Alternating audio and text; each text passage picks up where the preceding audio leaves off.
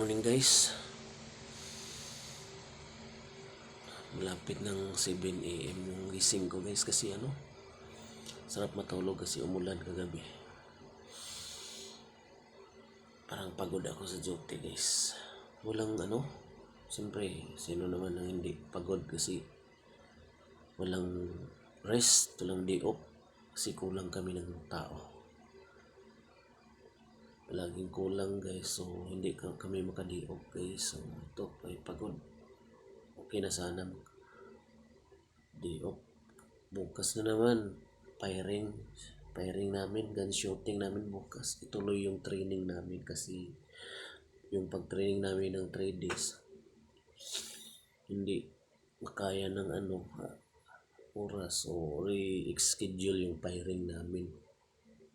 So bukas naman. Ngayon sana yung firing namin yung schedule kaso na-move na isang araw, bukas 21 guys. So bukas yung namin, yung gun firing namin dun sa gising na ako guys.